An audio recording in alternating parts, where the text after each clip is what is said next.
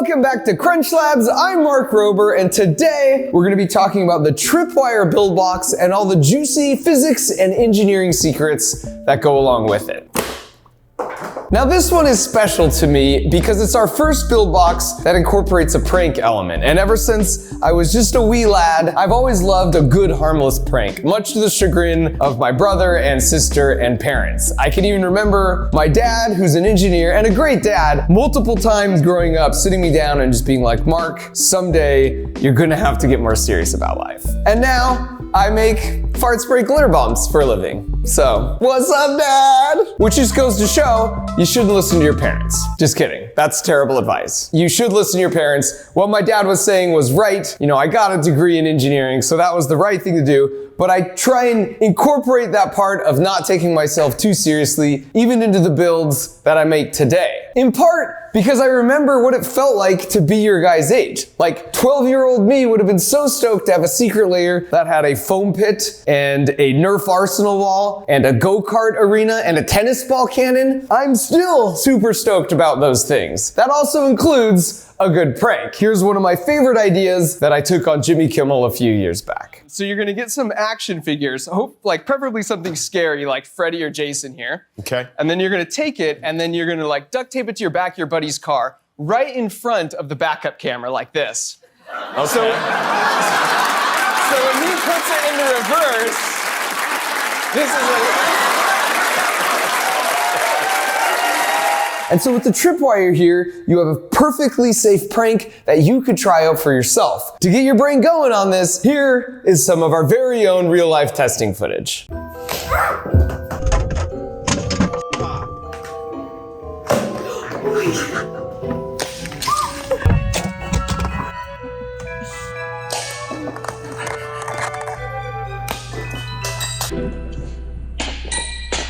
So our footage is pretty good, but I think you guys can do way better. So record this when you actually implement it in the wild, and then work with your parents to upload it online and tag us on our socials at Crunch Labs, and then we'll make a compilation video of the best ones, and then I'll watch those and react, and we'll put it up on the Crunch Labs YouTube channel. All right, so now that I got your brain going on how you might implement this yourself, let's get to our question of the day. Now, as a reminder, every time we get together, we start with the question, and it's supposed to be a pretty hard question to answer. You shouldn't really know the answer. We've got all these objects on the table in front of us, and through talking about these, we should learn some pretty cool clues, some juicy physics nuggets that get wirelessly transferred into your brain through that screen, and then at the end, we'll revisit the question, and we'll be like, yeah, I think we know the answer.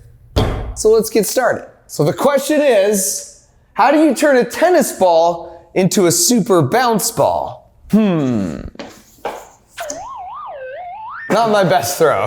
What do I even mean by that? Well, I've got a tennis ball here, right? If I hold it out like this and drop it, goes about that high, bounces like a tennis ball should. Not that impressive. How can we have drop this tennis ball, have it go down, and then shoot up in the air super high? Let's talk about it. Now, fair warning, this lesson's gonna be a little advanced. We're talking college, high school level physics stuff here. And I thought about really dumbing it down, but I'm like, nah, you guys have the build box. You're smart, you're on the team. You know what's going on here. I think you can understand a lot of this, but don't worry if you don't soak everything in. This is a little bit more about exposure. I want you guys to get exposure to these concepts. Certain things will light up in your brain and will make sense. Others, you kind of get it. So just enjoy the ride. See what you can learn, but don't worry if you don't understand everything 100% completely. Okay, let's talk about energy. First of all, did you know that pretty much everything is powered by the sun? Even this tripwire. When these balls are flying across the room, that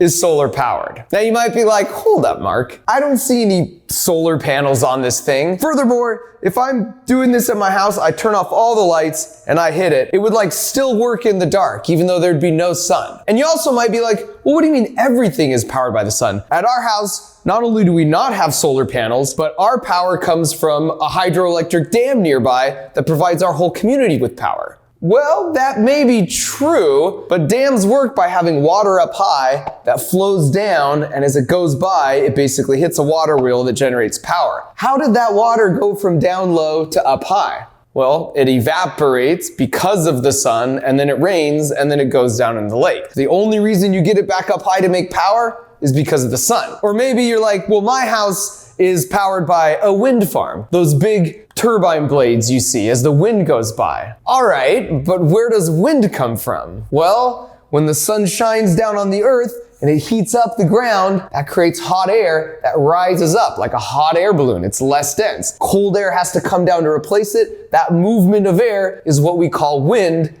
That's what moves those blades and creates the power. So again, credit to the sun. But then maybe someone else is like, but the power from my house, well, that comes from the coal power plant nearby or natural gas. All right, well, those are called fossil fuels for a reason. Coal and natural gas are basically prehistoric plants and algae that have been buried and trapped in the earth for hundreds of millions of years. But where did they get their energy from to grow? Well, that's photosynthesis from, you guessed it, the sun. Fun fact, the gasoline in your car is a fossil fuel, so it's basically converted energy from a bunch of old dead plants, but some very teensy portion of that organic material is from dinosaurs and other animals that lived there. So next time you're riding in your car with your parents, tell them your car is at least partially powered by old dead dinosaurs. Except for a teensy bit from nuclear, the sun is our original energy source for everything that happens on Earth. Everything is solar powered, even you. Because you ate that hamburger earlier today and it had lettuce and tomato on it. We already covered, those grew because of the sun. What about the meat patty? Well, that comes from a cow, and that cow grew because it ate hay. That was powered by the sun. So now maybe you see where I'm coming from when I say the Tripwire is solar powered. Here's a little demo to demonstrate it. So it starts with the sun's energy, and then that goes in to making the apple tree and the apples grow. And then from there, you eat the apple, and then it goes into giving your muscles power, and then you use your muscles to go ahead and you wind up that rubber band, and finally someone comes by, trips on the Tripwire, and the balls go flying through the air. But all of that energy transfer represented by the orange juice started with the sun. So you can see energy is just being transferred from one form to another. It can't be created or destroyed. Now you might say, well, Mark, with all due respect, this Tripwire is powerful, but it's nowhere near as powerful as the sun. Clearly, some energy disappeared along the way. I mean, this cup is barely half full. And it's true, the sun is so powerful that if we were able to effectively capture all the sunlight that it shines on us with like perfect efficiency, we could power the entire Earth and all of our energy needs for an entire year in just 52 minutes. But what do you see at the bottom of this tray? It's all the spilled out orange juice, every last drop. At each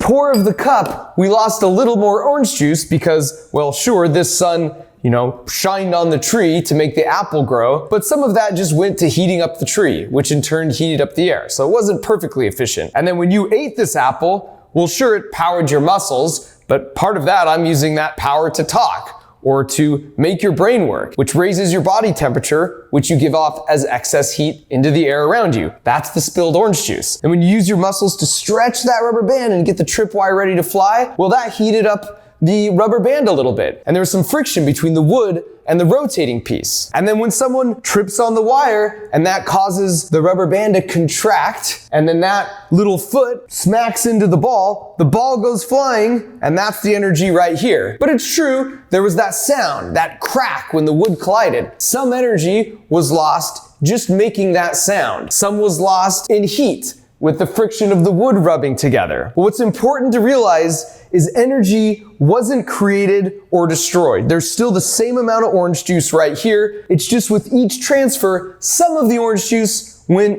in different directions to be used in other ways. Another good example is with your car. You're driving along, you have a lot of energy, right? When you need to stop, you hit the brakes. When that happens, the disc brake rubs against the brake pad, that gets really, really hot, right? All that energy of your car moving fast went into heating up those brakes. Basically spilled a bunch of orange juice out here. And that's kind of a waste. As a good engineer, you're thinking like, how do we not waste so much orange juice? Well, I drive an electric car, and the clever engineers who made that realized that instead of hitting the brakes, we can regeneratively brake, which means the car slows down because you're putting that energy back into the battery. Basically, you're taking some orange juice that would have spilled out here and you're putting it back in the cup. I legitimately haven't used the brakes on my car in probably 3 months because every time I let off the gas, it slows the car down. I putting that energy back into the battery. And so ultimately, just remember that energy can't be created or destroyed, just transferred. Sometimes it's done less efficiently, and as engineers, our goal might be to just like, hey, let's do that more efficiently. Let's save more orange juice. When we do that, we kind of throw around some fancy words of different ways to store that energy and transfer it. So if a ball is moving or anything is moving, we call that kinetic energy. Or if you take something heavy and you raise it up high, that gives it gravitational potential energy. Here with Tripwire, we've got a rubber band. That's elastic potential energy when you stretch it out like that. When we talk about storing energy in batteries, we call that chemical potential energy. So there's a bunch of different ways to store and deal with that energy, but just remember, it can't be created or destroyed, just transferred from one form to another. All right, you're doing great. Hang in there. I know for a lot of you, this is the first time you've heard any of this stuff. But again, the point isn't to memorize it all. I just want to give you a flavor and some exposure to it so you get a sense of how cool it is to have an understanding of the physical world all around us. Okay, so there's one more concept I want to talk about for us to understand the answer to that question, and it's this fancy word right here called momentum. Now, what does that word mean? Well, I like to kind of think of it as like how hard it is to stop something. So let's say you had a bowling ball like this. If it's coming at me at maybe 5 miles an hour and it hits me here, I'm not gonna move that much, right? But if it's coming at me at 20 miles an hour, it's coming fast and it's kind of heavy, I'm gonna move back, right? So the two things that matter with momentum and how hard it is to stop something is how much it weighs, how many atoms are in this thing, and how fast it's going. Well, that's interesting. If that's the case, let's say I take something that doesn't weigh as much. Is there a way for it, when it hits me, to move me back just as much? Well, I guess so, because if you have less mass, if it's going faster, you can make up for that, and it can have the same momentum as this ball. The trick is, while the bowling ball weighs more and is coming at me slowly, if the same ball that weighs less is coming at me really fast, imagine it actually collided into me, it would move me back just as much as a heavy bowling ball going slow. And when we look at the equation for momentum, you see that's true. A tiny mass of the tennis ball times a big velocity is the same thing. It equals a big fat mass, the bowling ball, times a small velocity. We see this principle all over the place. Let's take, for example, these billiard balls. When this cue ball comes in and collides with this ball, if this cue ball stops after the collision, we know this one will keep continuing with the same speed that this ball came in with because they weigh the same. So that momentum is transferred from this ball directly into this one. So if what I'm telling you is true and momentum is conserved, when I let this go, this ball on the end should capture all that momentum and it should fly up. Let's see what happens. That's just cold hard science. Another great example of momentum transfer, we had my rocket golf club. When it hits a golf ball, the mass and the speed of this club head collides with the golf ball that weighs less, so then it transfers some of that momentum, and that golf ball goes flying off even faster than this club head was spinning. You see this also with baseballs and baseball bats. You see this with, I don't know, a robotic field goal kicking robot and the football it collides with. After that collision, momentum is transferred and now it's inside the football as it flies through the air really quickly.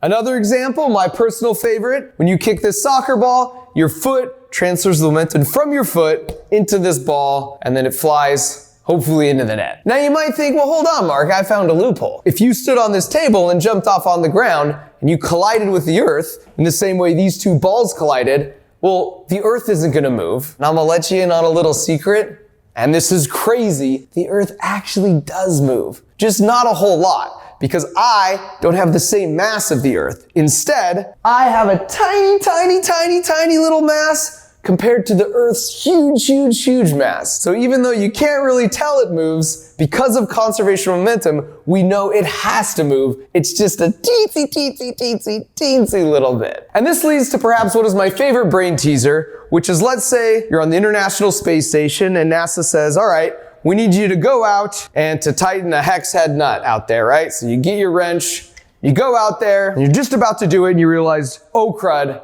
I forgot to tether into the space station. And that's bad news in space, because you might think you could just do one of these things, but that doesn't work because there's nothing to push against. In fact, here's a clip of an astronaut putting himself right in the middle of the space station, trying to move without touching anything. As much as he tries to flail his arms around and move his body, conservation momentum says he's not going anywhere. It's kind of like being stuck in the middle of a frozen pond with really slick tennis shoes on. Because of conservation momentum, there's literally nothing you could do if you were stranded there, even if the space station was 3 inches from your grasp. All right, well, you're out there in space. You're just like a foot away from the space station. You don't have your tether on. What do? Well, you remember 2 things. You remember Mark Rober told you about conservation momentum way back when you had the Crunch Labs build box, but you also remember you're holding a wrench. So what do you think? Well, you need to throw that wrench, but which direction? Conservation momentum states if you throw it this way, away from the space station, the same mass and velocity that you throw that out, it needs to be balanced out. There's an equal sign with your own mass and velocity going the other way. So because this weighs less than I do, if I throw this really fast, I'm gonna move really slow right back towards the space station, and now your life is saved. You're welcome. And now you have all the necessary info in your brain to answer today's question, which as a reminder is how do you turn a tennis ball into a super bounce ball? That's not very bouncy. If only there was a way to transfer some extra momentum into this ball. Well, there is. If we pair it up with this basketball. So you take this tennis ball, put it right on top of the basketball. Now you see why we have to be in the arena room of the Crunch Labs. And I let it drop just from chest height here. How cool is that? And now if we add one more ball into the mix, you can really supercharge it. So again, what's happening is this basketball hits the ground, transfers some of its momentum to the soccer ball will transfer it to the tennis ball, and if everything goes properly, this thing should really shoot up. Here we go. Ceiling shot! I loved doing this trick as a kid. You could even stack them one more high, like put a golf ball on top and see how high you can make them fly. And that is just a super fun example of momentum transfer in action. All right, so congrats on earning your gear badge for momentum transfer. Just remember that when 2 or more objects collide, like billiard balls or a golf club with a golf ball, they'll transfer momentum, but it's always conserved. I just want you to remember that principle because as engineers, our job is to make machines that essentially redirect and harness that momentum and energy in useful ways and make our lives better. Just taking that original energy source, that's the sun, and redirecting that energy in clever ways. It's just how we get things to work. From everything from your phone, to your car, to an airplane, to a rocket ship, to a Mars rover. All right, so now we're gonna cover how to put it together if you wanna see it. The idea here is I'm just gonna run through this quickly once so you can familiarize yourself with it, and then you could come back later and use the instruction booklet to kind of go through step by step. Or you can just follow along with your instructions and just pause along the way because we'll put the corresponding steps on the screen that match the step numbers in your instructions. I'm gonna fly through this in about 4 minutes, but if you're doing this at home, probably gonna take you anywhere from around 20 minutes to an hour. First, find the large piece of wood with the Crunch Labs logo on it and push 5 of the light blue rivets into the circular holes on the front. Then flip the wood piece over so the Crunch Labs logo is face down on your work surface. Next, grab the yellow foam piece and press it down over all 5 of the rivets, which should now be poking up through the wood. Make sure all 5 rivets fit into their corresponding holes. Then push the yellow foam down until it's completely flush with the wood underneath. Next, grab the 2 dark blue pieces, these are called captive nuts, and push them into the 2 exposed pieces. The captive nuts are threaded, but don't worry, the threads are symmetrical, which means that you can install them backwards. It really doesn't matter which way. Then you find the second large wood piece, this one shouldn't have the logo on it, and press it down onto the rivets over the yellow foam. You'll hear a clicking sound from each rivet when they pop through the holes in the wood. Pro engineering tip here, a composite material is different materials working together as one. Here the wood faces give you that nice strength, but then the foam has these squishy parts that capture the ball really well. Next, Take the two small wood pieces and slide them through the parallel slits in the wood. They should slide all the way through until they poke out the other side. Then grab the two clear O-rings and stretch them over the exposed tabs. Here at Crunch Labs, we like to call these tabs fishtails. And by the way, here's a useful tip on how to stretch the O-rings. Start by pinching the O-ring in between your thumb and index finger, then hook the O-ring over one end of the fishtail. Next, stretch the O-ring over the other end of the fishtail and let go. When you let go, the O-ring should cinch into place. It's that elasticity of the O-ring that really locks the joint in. Now that you're an expert, repeat the same step for the remaining 10 wood pieces. Next, find the two light blue wood pieces and place them in between the middle two axle blocks. And make sure all the holes line up with each other. Then grab the four dark blue wood pieces and place them in the remaining four axle blocks. Then slide the two wooden dowels all the way through the holes in each row. You might need to give some of the blue pieces a wiggle to get them to line up for the dowel. Then after you push the dowels all the way through, roll a black O-ring onto the ends. This will prevent the dowel from backing out. Then grab the short white bolts and the yellow standoffs. Use the white bolts to screw the yellow standoffs into the dark blue wood pieces, and this will link them together. Then after the standoffs are nice and tight, rotate the dark blue pieces inwards. Then grab the two rubber bands and thread them through the teardrop shapes in each of the dark blue pieces. Then you stretch the rubber bands over the nubs in the wood frame. Next, slide each of the leg pieces into the slits on the bottom of the wood frame, and they should fit nice and tight. Next, use the short white bolts and the wing nuts to screw on the second part of the leg pieces. You should now be able to swing out the leg pieces and stand up the build on any surface. Next, partially unwind the long black cord and find the end with the loop in it. From the front of the tripwire, poke the loop through the hole in the middle of the wood frame, and attach it to the two light blue wood pieces with the short white elastic piece. Make sure it's nice and secure by tugging on the cord from the front.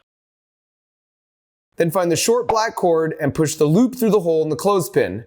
Thread the plastic clap through the loop in the cord and tighten it, and then clip the clothespin to the longer cord. Now your tripwire is ready to test. Pull the dark blue kicker levers outward until you feel them click into place, then jerk the black cord, and they should spring shut, and you got yourself a dang tripwire. Alright, so now that it's working, we want to calibrate the sensitivity of your tripwire. So from the front face of the tripwire, screw the long bolts into the captive nuts. They're marked with the exclamation mark symbol. Screw in the long white bolts until you just begin to see them start poking out from the other end of the wood frame. So the more you screw in these bolts, the less force it's gonna take to set off your tripwire. And this matters because you want the balls to fire right after someone kicks it, and it shouldn't take a lot of force to make that happen. Just be careful though, because if you screw the bolts in too far, the tripwire can't be cocked back at all. So you can see here, I started with the screws screwed way too far into the wood and it won't cock back. So let me back it out a little bit. Nope, that's still not good enough. A little bit more. There we go. It locks into place, and I barely tug on the string and it snaps shut. And of course, you'll need to repeat this for the other side, but the goal is to get that sensitivity to the point where just the slightest tug is what sets the balls flying. So now that your tripwire is nice and calibrated, you just cock your kicker levers back, load the 4 red foam balls into the holes, and it's time to prank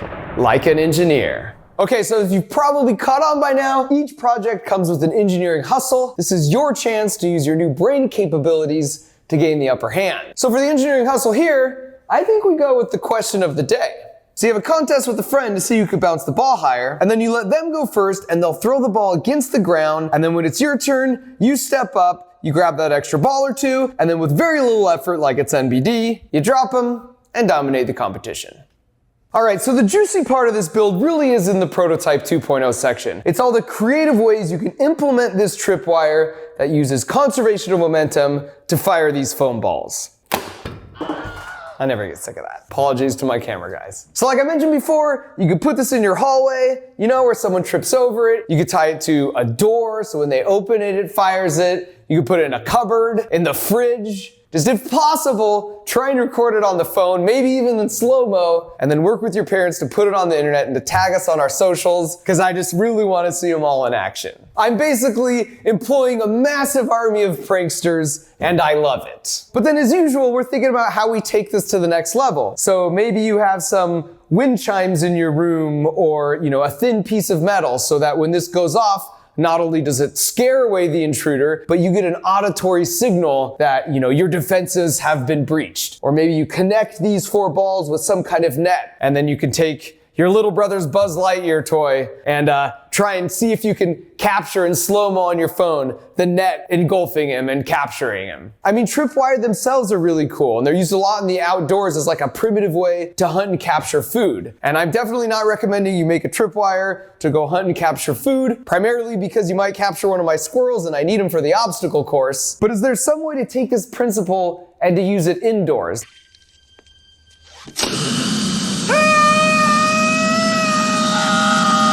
Maybe you have a tripwire that runs up and around on the door frame to a bowl of popcorn. So when your sister or brother enters the room, they hit the wire, it kind of pulls it down, and it tips the popcorn on their head. Just be prepared, this is the type of thing that's gonna take a bunch of different prototypes and tweaking to get right. That would even be the case for me. I just have the engineering experience to know that you never get it right on your first time, but it's that process of tweaking and changing and learning and modifying that gets you to that really good solution that really covers your brother's head in popcorn. All right, so that's it. You've earned your momentum transfer gear badge. So now go out and just prank everyone you know, try and record it and tag us on socials, and then we'll see you next month right here at Crunch Labs. Oh, and if you're watching this and you haven't somehow already ordered your Build Box subscription from Crunch Labs, then what the heck are you waiting for? Go to crunchlabs.com with the parent, and once you're there, you can learn more about how it all works. Thanks for watching.